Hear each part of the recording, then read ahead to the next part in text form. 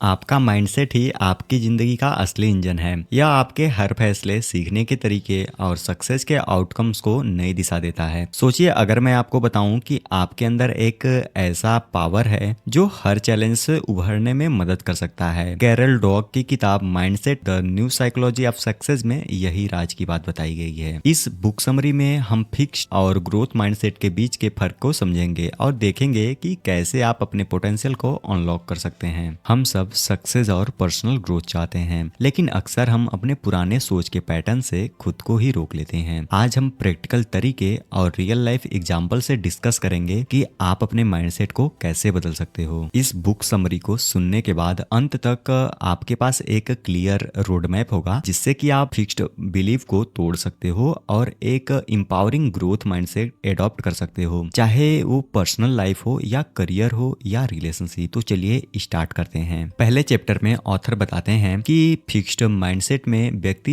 यह मानने लगता है कि उनकी एबिलिटीज और टैलेंट फिक्स्ड है, जबकि ग्रोथ माइंडसेट कहता है कि मेहनत, लगन और कंटिन्यूअस लर्निंग से हम अपने पोटेंशियल को बढ़ा सकते हैं। एक क्लासरूम में 400 बच्चों को एक आसान सा सवाल दिया गया, जिसे सबने सही किया। अब इन 400 बच्चों को दो ग्रुप में डिवाइड किया गया। पहले ग्रुप के बच्चों को उनकी स्मार्टनेस के लिए प्रशंसा मिली, उनसे कहा गया कि तुम बहुत ही स्मार्ट हो, और दूसरे ग्रुप के बच्चों को उनकी मेहनत और लगन के लिए प्रशंसा मिली और उनसे कहा गया कि तुमने बहुत मेहनत की और इससे तुमको कुछ नया सीखने को मिला होगा। अब अगले स्टेप में जब बच्चों को थोड़ा चैलेंजिंग सवाल दिए गए तो वहां पर दो अलग अलग रिस्पॉन्स देखने को मिले। फिर आगे और कुछ क्वेश्चन पूछे गए। पहले ग्रुप, जिनको कहा गया था कि तुम स्मार्ट हो, इन बच्चों को लगता है कि उनकी स्मार्टनेस उनका फिक्स्ड एट्रीब्यूट है, इसलिए अगर कोई मुश्किल सवाल आता है या कोई गलती होती है तो उन्हें डर लगने लगता है कि शायद उनका स्मार्ट लेवल ना टूट जाए। उनका डर उन्हें रिस्क लेने से रोकता है, जिसकी वजह से वो चैलेंजिंग प्रॉब्लम से बचने लगते हैं। दूसरा ग्रुप,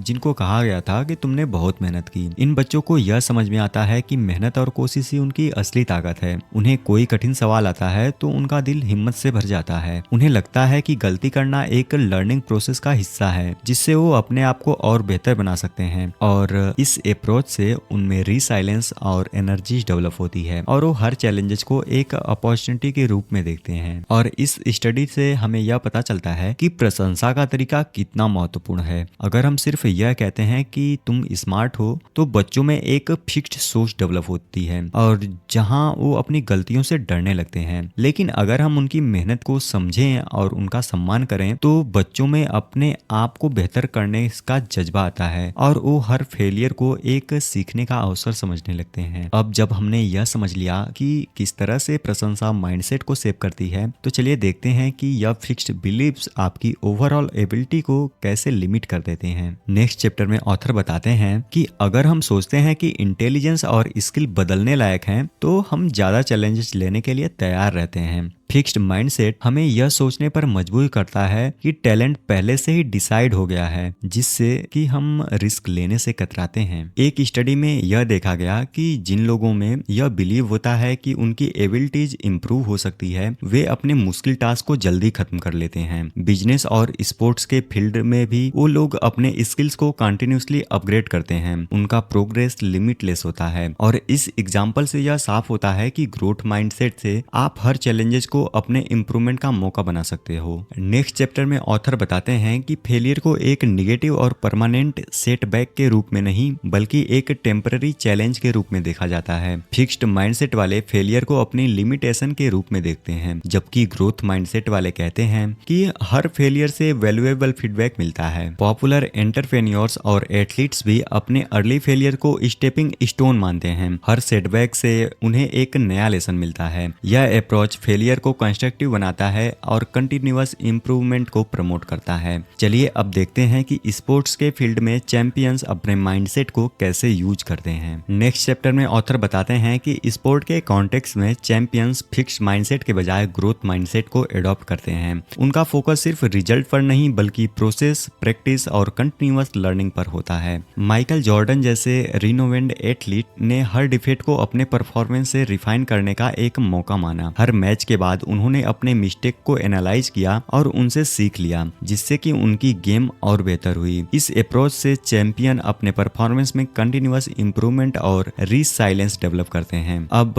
आइए देखते हैं कि बिजनेस और लीडरशिप के फील्ड में ग्रोथ माइंडसेट का कितना गहरा इम्पैक्ट होता है। बिजनेस वर्ल्ड में growth mindset innovation, adaptability and effective leadership का फाउंडेशन है। ऐसे लीडर्स जो अपने टीम को इनकरेज करते हैं कि वो मिस्टेक से सीखें और क्रिएटिव रिस्क लें, वो अपनी कंपनीज को ज्यादा रिसाइलेंट और सक्सेसफुल बनाते हैं। करोल ड्वेक के एग्जाम्पल से पता चलता है कि सक्सेसफुल सीईओ जैसे कि उन कंपनीज के जो कि कंटिन्यूअस फीडबैक और एक्सपेरिमेंटेशन को प्रमोट करते हैं, जैसे कि गूगल या माइक्रोसॉफ्ट, उन्होंने फेलियर्स को टेम्पररी सेटबैक समझकर उन्हें फ्यूचर इनोवेशन का प्लेटफॉर्म बनाया। यह माइंडसेट ऑर्गेनाइजेशनल कल्चर को ट्रांसफॉर्म करता है और हर सेटबैक से नई अपॉर्चुनिटी मर्ज होती है। चलिए अब समझते हैं कि पर्सनल रिलेशनशिप में ग्रोथ माइंडसेट किस तरह से पॉजिटिव चेंजेस ला सकता है। नेक्स्ट चैप्टर में ऑथर बताते हैं कि इंटरपर्सनल रिलेशनशिप में ग्रोथ माइंडसेट का मतलब है चैलेंजेस और कॉन्फ्लिक्ट्स को रिलेशनशिप को मजबूत बनाने का मौका के रूप में देखना चाहिए। फिक्स्ड माइंडसेट के कंपैरिजन में ग्रोथ माइंडसेट वाले डिसएग्रीमेंट्स को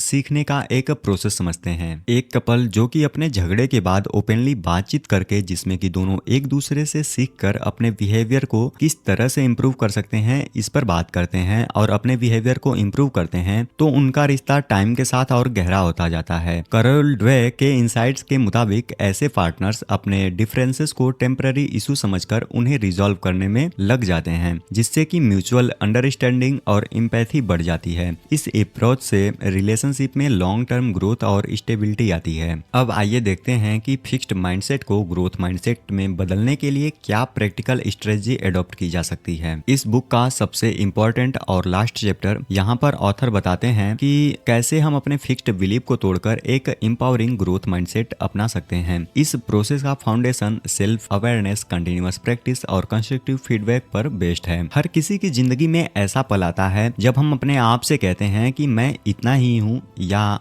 अब मैं इससे ज्यादा और कुछ नहीं कर सकता। लेकिन सोचिए क्या होगा अगर हम कहेंगे कि मैं अभी सीख रहा हूँ। यह छोटा सा फर्क ही है, लेकिन यह आपके माइंडसेट को बदल देता है। ऑथर माइंडसेट को चेंज करने के लिए 5 स्टेप बताते हैं, तो इसको ध्यान से सुनिएगा। स्टेप 1, सबसे पहले आपको अपनी सोच को समझना होगा। अपने दिन भर के एक्शन, डिसीजन और रिएक्शन पर गौर करें। क्या आप अपने फेलियर्स को अपनी कमी समझकर रिजेक्ट करते हैं या उन्हें एक लर्निंग अपॉर्चुनिटी के रूप में देखते हैं? सेल्फ रिफ्लेक्शन से आप अपने फिक्स्ड बिलीफ को पहचान सकते हैं। स्टेप 2, एक छोटा सा मंत्र एडॉप्ट करें। मैं अभी इसमें एक्सपर्ट नहीं हूँ। यह शब्द आपको याद दिलाते हैं कि आपका प्रेजेंट परफॉर्मेंस टेम्पररी है और इम्प्रूवमेंट के लिए हमेशा स्कोप है। इस अप्रोच से आप डर के बजाय उम्मीद और डिटर्मिनेशन से भरे रहते हैं। स्टेप 3, फीडबैक को एक ऑफर के रूप में देखें। जब कोई आपको बताता है कि आप कहां पर सुधार कर सकते हैं, तो उसे अपने ग्रोथ जर्नी का एक हिस्सा बनाइए।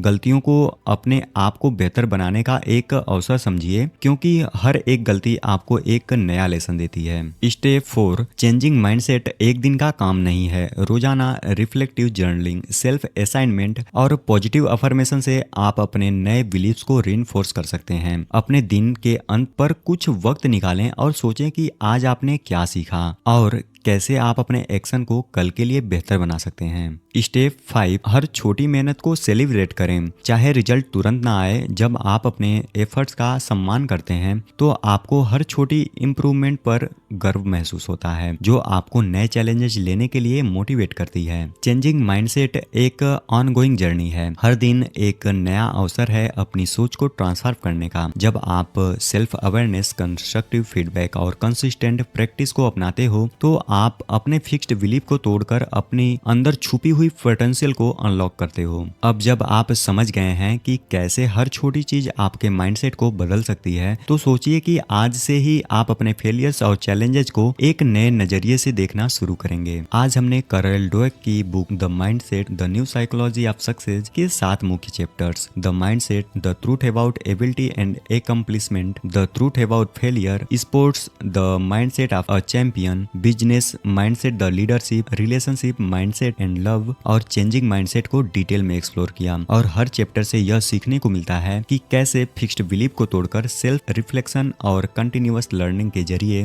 ग्रोथ माइंडसेट को एडॉप्ट किया जा सकता है। याद रखिए, छोटे माइंडसेट चेंजेस ही आपकी जिंदगी में बड़ा ट्रांसफॉर्मेशन ला सकते हैं। अपने फेलियर्स को लर्निंग अपॉर्चुनिटी बनाइए और हर चैलेंजेस को इम्प्रूवमेंट का स्टेज समझिए। अगर आपको यह वीडियो पसंद आई हो तो लाइक, शेयर और सब्सक्राइब जरूर करें और कमेंट्स में हमें बताएं कि कौन सा टॉपिक सबसे बेस्ट लगा। मिलते हैं अगले वीडियो में, तब तक के लिए धन्यवाद।